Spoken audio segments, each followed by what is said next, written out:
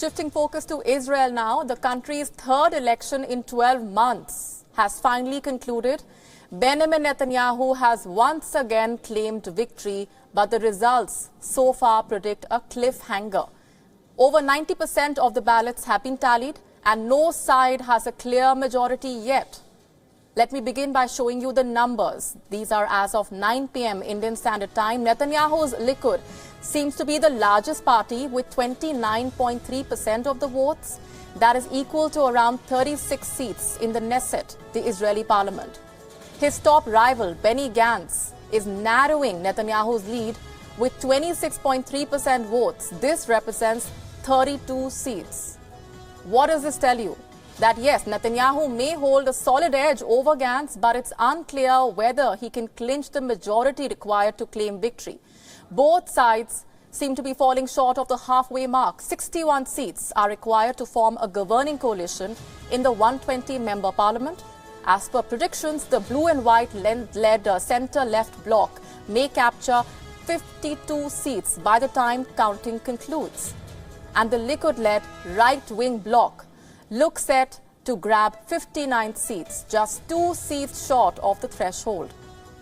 But confident of reaching the halfway mark, Netanyahu has wasted no time when it comes to celebrating. Today, he told a cheering crowd in Tel Aviv that his party has turned lemons into lemonade. What a joy we have tonight. But this victory, this time, is even sweeter. It's an even greater victory because it's a victory against all odds. Our rivals said that the Netanyahu era is over, but we joined forces and turned the tables. We turned lemons into lemonade. Not far away, at the headquarters of the Blue and White Party in Tel Aviv, supporters of Benny Gantz were seen expressing disappointment.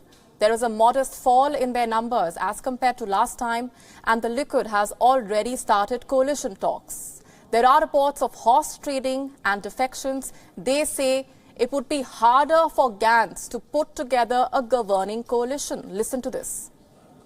We have to tell the truth. We're a little bit disappointed with the result. We hoped for a better resolution of the people, but it is still not final results, as we are still waiting for all the polls and for real-time results, and we'll see what happens.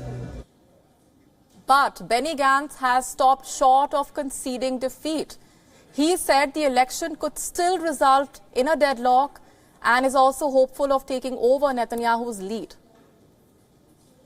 I have to tell you that you will have to wait longer as the election results trickle in slowly. It appears that Netanyahu does not have the 61 mandates required to form a government. We, as stated, will examine our path. We are committed to the state of Israel and we are committed to the people in Israel. We certainly respect the voters' decision. We will follow the development of the actual results, as I said, and we will see where we can take it from there. What the public needs to remember is that we are committed, we remain committed, and we shall stay committed in the future. Speaking of Netanyahu, there are quite a few allegations against him, of course. He is to go on trial later this month over charges of bribery, fraud and breach of trust. This vote was largely being seen as a referendum on these charges against him. It comes just 2 weeks before the leader appears in court. If convicted, he could face several years in prison. Winning a majority, however, can change things. It would allow him to convince the parliament to grant him legal immunity. Israel, as of now, is headed towards more uncertainty. But one party has managed to create history and secure new highs. These results are a major success for the Joint List, an alliance of Arab factions in the country. A political underdog, this group is now predicted to become the third largest in the Knesset with 14 to 15 seats.